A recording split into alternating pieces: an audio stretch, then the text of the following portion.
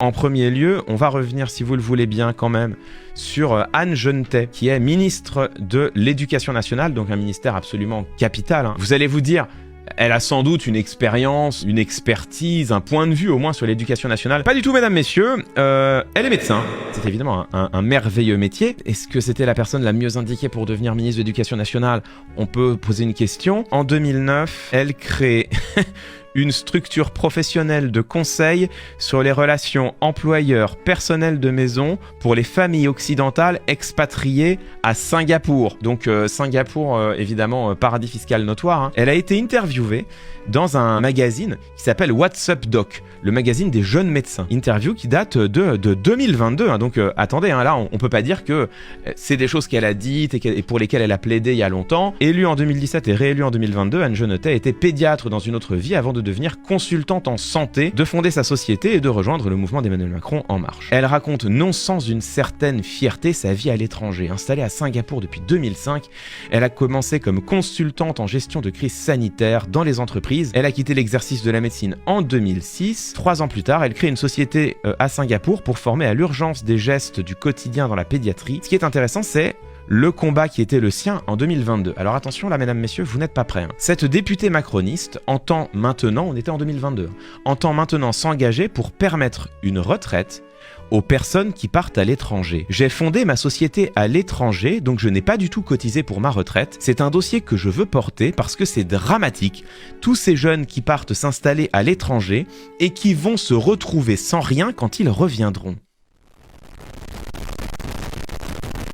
On s'arrête 2 secondes là-dessus ou pas? C'est-à-dire que là, ce que nous dit Anne Genetet, nouvelle ministre de l'Éducation nationale, hein, c'est quand même pas rien. Donc un des postes les plus prestigieux de la République, grosso modo, c'est tout de même...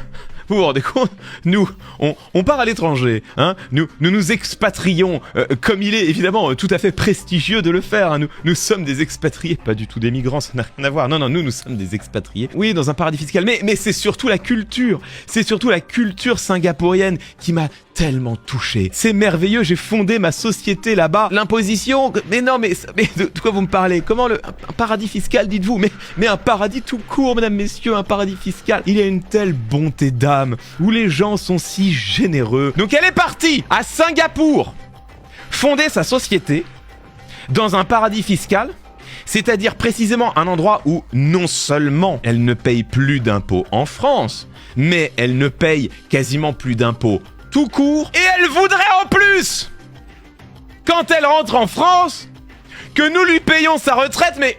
Anne Genetet, qui était prête à voter la réforme des retraites, c'est-à-dire aux Françaises et aux Français. Et ben alors les pauvres, va falloir cravacher davantage, hein. Et la même qui te dit, mais attendez, moi j'ai travaillé toute ma vie, et quand je rentre en France, j'ai pas de retraite, c'est quand même scandaleux. Le monde des privilèges, quand t'es pauvre, tu vas te payer ta retraite, et tu vas la payer à la sueur de ton front. Et si tu cannes avant d'avoir pu aller à la retraite, tant pis pour toi. Ah, il fallait avoir une meilleure qualité de vie. Pour les pauvres, jusqu'au bout vous allez travailler. Par contre, les expats, ceux qui vont créer de la valeur ailleurs, ceux qui vont payer des impôts ailleurs, ceux qui ne contribuent plus à aucun moment à faire vivre les services publics français, ceux qui d'ailleurs ne cotisent même pas pour la retraite des Françaises et des Français, eux, tout leur serait dû. Le beurre, l'argent du beurre et le sourire du crémier. Voilà, donc ça c'est si vous vous demandiez un peu quelle était la couleur du gouvernement. Voilà, évidemment. On m'a envoyé ça, c'est absolument incroyable. C'est sur Twitter, je suis encore sur le groupe des Français à Singapour. Alors je suis allé voir les publications d'Anne Genetet, nouvelle ministre de l'Éducation nationale, point de suspension, qui organisait des cours de cuisine pour employés de maison. Singafrog. Et là, on a le poste, effectivement, d'Anne GNT, dont on peut supposer, conformément à ce qu'on a vu tout à l'heure, que ce soit bien Anne Genetet. Regardez-moi ça. Cours de cuisine pour helpers. Il me reste 2 places pour le cours terrine d'été. Et 1 place pour le cours pain du petit déjeuner. Le cours de cuisine helpers de ce matin, des chefs en devenir. Quel bonheur de les voir fiers de leur travail. Un peu de confiance en elle, ça fait pas de mal. Oh, le paternalisme. Je disais tout à l'heure, ouais, elle a aucune expérience dans l'éducation. C'est pas vrai. Elle a une expérience puisqu'elle organisait des cours de cuisine pour les employés de maison à Singapour, pour que les expatriés, ils puissent avoir des petits pains au chocolat alors qu'ils sont à Singapour. Voilà quoi, c'est des cours quoi. Ça compte, hein, ça compte. C'est bon les profs, vous êtes rassurés? C'est bon là? Et donc on rappelle que le scandale, c'est pas que... Parce que à la limite, elle va monter ce business là à Singapour, évidemment un paradis fiscal. Bon, pourquoi pas, j'ai envie de dire ça. Chacun est libre de ses décisions. Le scandale absolu, c'est que derrière, elle a l'audace de venir, quand elle rentre en France, dire bah comment ça, je vais pas cotiser pour ma retraite? Ah ouais, j'ai pas cotisé pour ma retraite. Je pourrais en avoir une quand même? Ah bon?